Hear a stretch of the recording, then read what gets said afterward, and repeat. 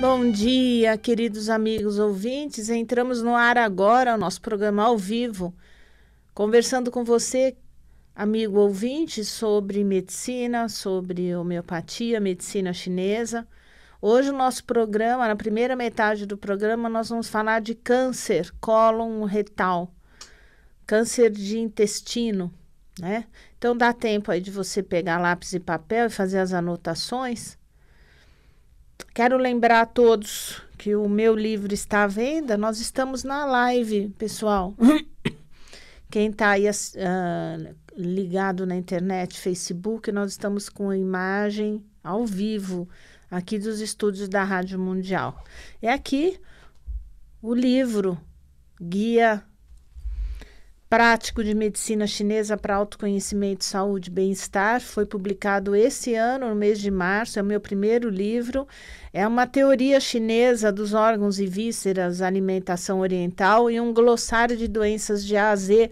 É um livro absolutamente prático para ficar na sua cabeceira, para você consultar no dia a dia, na medida que você acorda indisposto, acontece algo durante o dia, você vai, consulta o livro, vai saber por que aquilo está acontecendo, do ponto de vista emocional, qual é o meridiano de energia afetado, qual é a dica de erva chinesa para tomar. Olha, excelente o livro.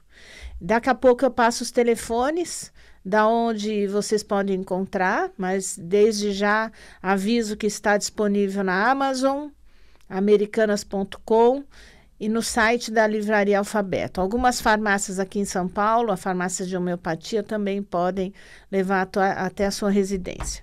Mas vamos falar hoje do câncer. Eu tenho feito uma série de vídeos e todos esses vídeos estão na minha página no YouTube, Facebook, página pública. E hoje é mais um vídeo de câncer. Nós já temos lá publicado câncer de mama, câncer de bexiga, que recentemente foi gravado, e hoje é câncer de intestino. Nós sabemos, não sei se vocês sabem, que o cólon é o intestino grosso.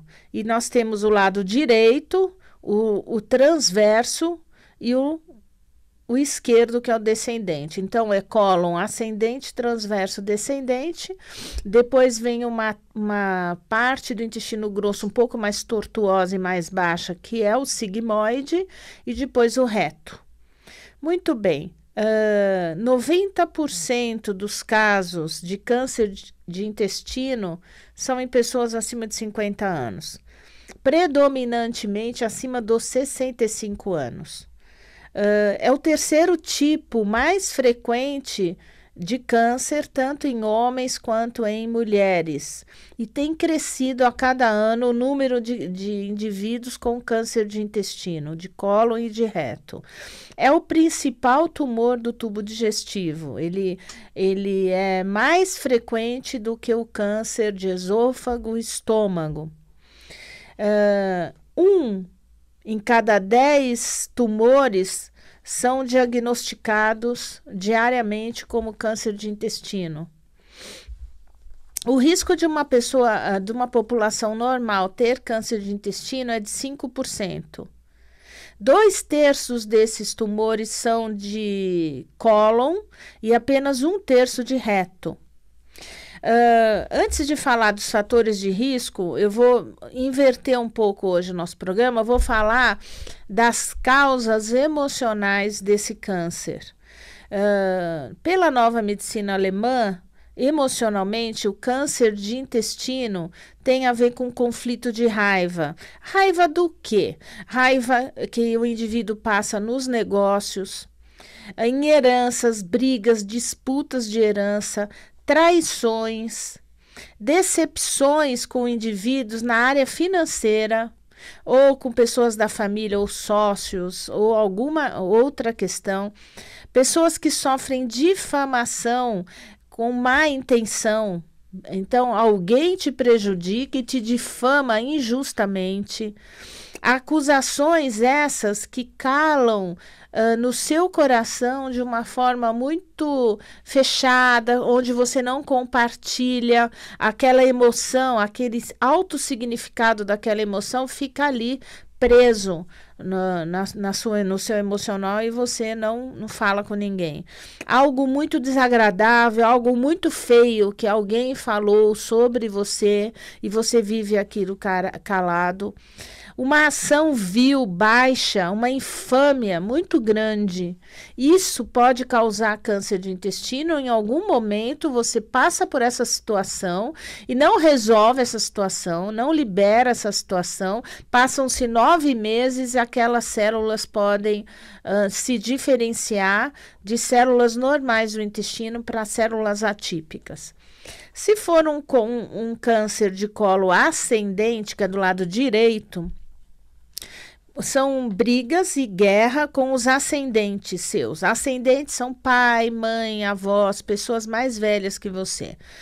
Se for de cólon transverso, são decepções, traições, guerras, raiva, pelos quais você passa com iguais a você, como amigos, irmãos, cônjuges, pessoas que têm mais ou menos a mesma faixa de idade sua. Se for em cólon descendente, que é o intestino do lado esquerdo, é guerra, decepções, traições com os filhos ou representantes. Então, às vezes, você criou uma pessoa, você criou um irmão seu muito mais novo e ele te traiu, ou filhos, onde você sente que um filho seu te maltratou, houve uma situação vil, desagradável, pesada, uma grande discussão. Se for um câncer de sigmoide, é um conflito com algo muito baixo, onde é necessário que o outro não exista mais. Então, são momentos difíceis onde alguém te machucou muito e você deseja até que essa pessoa morra, que essa pessoa desapareça, que você nunca mais veja essa pessoa. Se for um intestino, na parte final do intestino, um câncer de reto, não se sente reconhecido pela família. Não sou quem sou dentro da minha família. Não quero perdoar, então eu guardo. Conflito de não poder expulsar algo ou alguém da sua vida. Esses tumores de reto sempre têm um aspecto emocional relacionado à mãe, mesmo que a mãe já tenha falecido. Algum conflito, alguma questão não resolvida com a mãe. Pode significar, finalmente, impurezas que quero, mas não posso eliminar. Algo putrefato dentro de mim que eu não consigo eliminar. Então, os aspectos emocionais psicológicos são de extrema importância nos casos de câncer. Não são as únicas causas. As outras causas eu já vou citar em seguida, mas são também bastante importantes. Quais são os fatores de risco do câncer de intestino? Primeiro lugar, pessoas que têm doenças autoimunes no intestino, tipo retocolite ulcerativa. Na retocolite ulcerativa, 1 em cada 5 indivíduos poderão desenvolver câncer de intestino. Na doença de Crohn, eu já tenho inclusive vídeos aí gravados no meu canal do YouTube, onde eu falo sobre retocolite ulcerativa e doença de Crohn. O risco no Crohn é 2 vezes maior de desenvolver câncer. A genética, então, um em cada 5 pacientes com câncer de intestino tem parentes também com câncer de intestino e o risco ainda é maior quando esse parente é de 1º grau. Então, quando é pai, mãe ou irmão, então o risco é muito grande de se desenvolver. Algumas síndromes genéticas, como a polipose adenomatosa familiar, essa polipose são indivíduos que já nascem com o intestino grosso rico em pólipos. São muitos e muitos pólipos e, graças a Deus, né, felizmente, essas pessoas com essa síndrome são apenas 1 a 2% da população geral, mas trabalhos mostram que quem tem polipose adenomatosa familiar, 100% vão ter câncer acima de 50 anos de idade. Então, há de se fazer um controle rigoroso desses pacientes. Existe uma outra doença intestinal, que é uma polipose também, chamada síndrome de Lynch. Essa síndrome de Lynch, o grau 1 ou grau 2, cerca de 80% desses pacientes com esse tipo de não polipose, é uma doença não polipóide, que pode desenvolver também câncer acima de 50 anos. Cigarro, outra vez o cigarro entra aí como causa de câncer, não só câncer de pulmão, câncer de garganta, de língua, de boca, câncer de bexiga está muito relacionado ao cigarro e agora também o câncer de intestino. A presença de pólipos. Então, hoje em dia, quando nós pedimos, principalmente nos pacientes acima de 50 anos, a primeira colonoscopia, é pensando em diagnosticar pólipos. Pólipos são pequenas evaginações, né? Então, são como se fossem pequenos dedinhos, pequenas elevações que ficam na luz do intestino grosso. Existem dois grupos de pólipos.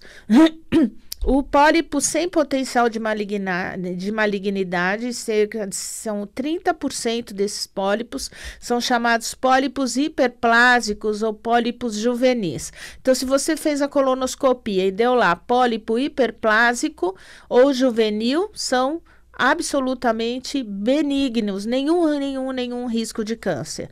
Outro grupo são os pólipos chamados adenomas, que têm um potencial de malignidade maior.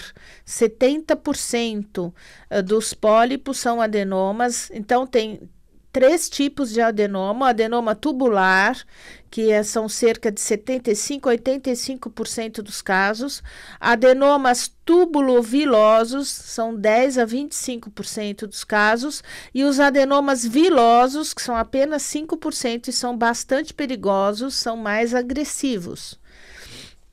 Esses pólipos com potencial de malignidade, chamado pólipos adenomatosos, existem 3 graus. O grau de atipias, que nós chamamos de displasia leve, moderada e severa. A severa é a mais diferente da célula original, então são piores. Se esses pólipos forem maior que 1 centímetro, é maior o risco de tumor. E se forem pólipos em indivíduos maiores de 65 anos, são mais agressivos, esses pólipos. Então, pode gerar cânceres mais agressivos. O pólipo também pode ser diferenciado, pode ser um pólipo adenomatoso com atipia discreta. Se ele tiver, você faz a colonoscopia, sai esse pólipo, é retirado no processo da colonoscopia, retirado o pólipo, se ele não tivesse sido retirado, estivesse dentro do intestino, ele pode levar até 11 anos e meio para se transformar em câncer. Se for um pólipo com atipia acentuada, apenas 3 anos e meio é suficiente para aquele pólipo degenerar. Por isso que é importante fazer a colonoscopia. Durante o ato da colonoscopia, os médicos hoje já retiram esses pólipos e mandam para análise. Falando em dieta, uma dieta pobre em gordura e rica em fibras evita o câncer. Mas, do ponto de vista da medicina chinesa, como nós entendemos que o excesso de calor no intestino que é gerado por uma má alimentação, uma alimentação rica em carboidratos, de carboidratos simples, né, que é açúcar, é farinha de trigo. Pessoas que se alimentam quase nada de salada, quase nada de legumes e frutas, geram um calor maior no meridiano do fígado, que caminha para o intestino. Pode haver uma diminuição do Qi do baço, gerando umidade e calor. Umidade e calor é proliferação celular. Eu sempre dou um exemplo simples: quando a gente quer plantar um feijãozinho no vaso, você coloca ali o feijão, rega, bota no sol, rega, bota no sol, umidade, calor, junto com a terra, você tem proliferação celular. Nosso organismo é igual. Então, toda vez que a gente tem uma alimentação errada e que força o metabolismo do fígado, esse gera calor, na medicina chinesa, esse calor pode caminhar para o intestino e aí você tem proliferação celular na parede do intestino. Então, a alimentação é fundamental. Alguns trabalhos mostram que uma dieta rica em cálcio pode evitar o câncer de intestino e alguns pacientes estudados que tomavam a aspirina infantil, 100 miligramas, pacientes que tinham problemas cardíacos, que precisam tomar a aspirina tamponada ou não tamponada, pode evitar o câncer de intestino, segundo alguns estudos, né? A obesidade seria um fator de risco maior para câncer de intestino. Em geral, um indivíduo obeso tem uma alimentação incorreta, tem mais calor, tem desequilíbrio do baço pâncreas maior, e isso pode levar a desenvolvimento de células. Cerca de 2% dos pacientes que já tiveram câncer de intestino poderão ter um novo tumor em outra parte do intestino grosso. Então, sempre que uma pessoa já teve um diagnóstico, já foi operada, fazer o acompanhamento anual, no mínimo, ou semestral, para diminuir o risco de recidiva. Eu já falei do tabagismo, que é um risco grande de câncer de intestino. Quais são os tipos de câncer de cólon e reto? O mais frequente, 95% dos tumores são de adenocarcinoma. 2/3 dele, do intestino do lado esquerdo, é o mais frequente, e 1/3 do lado direito. Os tipos mais raros, que também são cerca aí de 5%, são os tumores neuroendócrinos do intestino, o tumor estromal do trato gastrointestinal, que nós chamamos de GIST, e os linfomas. Então, adenocarcinoma, 95%, os tumores neuroendócrinos e os linfomas ocupam 5% dessa estatística. Vamos falar de sinais e sintomas para você ficar atento a respeito de tumor de intestino. O primeiro sintoma pode ser sangramento intestinal. Porém, o fato de você nunca ter tido sangramento intestinal não quer dizer que não possa ter câncer de intestino.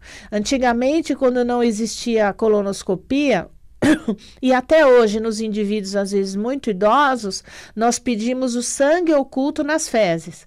Então, às vezes, um sangue oculto nas fezes não é visível, é só visto no aparelho de microscopia, nós descobrimos um sangramento pequeno e aí nós partimos para a investigação. Alteração do hábito intestinal. Então, diarreia, se de repente você teve sempre um intestino com fezes formadas, um intestino até preso, você passa a ter, você já tem mais de 50 anos, 60 anos e começa a ter diarreia e prisão de ventre. Diarreia e prisão de ventre, quando isso acontece com muita frequência, é um alerta para você ir fazer a sua colonoscopia. Dor no reto, ou quando o calibre das fezes começa a sair mais fino. Pode ser um tumor de reto, por exemplo, né? Então, é bom ir ao médico, né? Fazer a colonoscopia. Anemia em pessoas acima de 50 anos, principalmente acima dos 60 anos, pode ser um diagnóstico precoce, um aviso de que está perdendo sangue pelas fezes sem perceber. Então, uma anemia crônica nesses indivíduos, nós vamos pedir a colonoscopia. Sintomas das metástases. Tosse. Pode indicar um indivíduo já teve câncer de intestino e começa a tossir, a ter falta de ar, pode haver metástase no pulmão, que é um dos caminhos da metástase. Dor nos ossos, fratura dos ossos, metástases ósseas. Pele amarela, icterícia, náusea, vômito, pode haver metástase no fígado. E também dores na região do tumor, mesmo que ele já tenha sido retirado, dores ali na região do intestino, pode haver um acometimento dos linfonodos regionais. O diagnóstico do câncer de intestino hoje é feito pela colonoscopia. Indivíduos acima de 70 anos de idade, nós recomendamos que o preparo dessa colonoscopia seja sob internação. Então, interna a pessoa de manhã, faz a limpeza do intestino com aqueles laxantes que são bem eficientes. Isso pode levar a pessoa a uma fraqueza, às vezes a pessoa já tem um problema cardíaco, então é bom que isso aconteça dentro do hospital. Indivíduos que são saudáveis até 70 anos e que têm uma dieta, uma vida saudável, não há necessidade da internação, o preparo pode ser domiciliar. Existe também uma ultrassonografia endoscópica transretal para os tumores suspeitas de tumores de reto, tumores baixos. É uma avaliação que pode ser feita, né, em vez da colonoscopia, se não for possível. Tomografia, ressonância também é possível quando não se consegue fazer a colonoscopia, mas a tomografia e a ressonância pode não diagnosticar os tumores muito pequenos, né? Por exemplo, os pólipos, né? Adenomatosos, os vilosos. Na rotina do segmento desses pacientes com câncer de reto, nós às vezes pedimos o PET scan para fazer uma varredura de corpo todo e se tem alguma parte do corpo que impregnou o contraste, nós pedimos a ressonância em seguida. Então, a medida do CEA, CEA, é o marcador tumoral de tumor de intestino. Num check-up de rotina que você tem aí acima de 50 anos, vale a pena pedir no exame de sangue o CEA. E os pacientes que já tiveram câncer, nós pedimos o CEA como segmento para verificação se há possibilidade das metástases, né? Os graus, os tumores de intestino, eles são divididos em estadiamento 1, 2, 3 e 4, quando são só na mucosa e na camada muscular do intestino, é grau 1, e depois vai avançando a camada, vai para a camada serosa, os linfonodos e as metástases, chegando até o grau 4. Isso é o médico que vai fazer essa classificação. Pode ser bem diferenciado, então quando um tumor está escrito no anátomo, na biópsia, bem diferenciado, ele é menos agressivo. E se ele é indiferenciado, significa que a célula do tumor é muito, muito, muito distante, diferente da célula original do intestino, então são tumores mais agressivos. Se esse tumor invadir os vasos sanguíneos, existe uma possibilidade maior de irem células via sanguínea para outras partes do corpo, originando as metástases, ou por via linfática, acometendo os vasos linfáticos regionais, são as metástases chamadas metástases regionais. A cura hoje é muito grande do câncer de intestino e a cura depende de vários fatores, né? Da chance de remover o tumor inicial, o ideal é se fazer o diagnóstico precoce, já retira o tumor antes de fazer as metástases. A remoção das metástases, se são pequenas, também é possível. Se o tumor tem um aumento do CEA, é um tumor mais agressivo. Depende também a cura, se o tumor é responsivo ou não à quimioterapia. A prevenção, sem dúvida nenhuma, é fazer a colonoscopia. A prevenção, principalmente nos pacientes com retocolite ulcerativa e Crohn, deve ser anual, né? A primeira colonoscopia deve acontecer entre 50 e 55 anos, e nos pacientes que têm história familiar de câncer, principalmente em parente de primeiro grau, nós fazemos a primeira colonoscopia 10 anos antes da idade desse paciente. Então, se o seu pai teve câncer no intestino com 55 anos, você já deve, a partir dos 40, 45 anos, já fazer a sua primeira colonoscopia.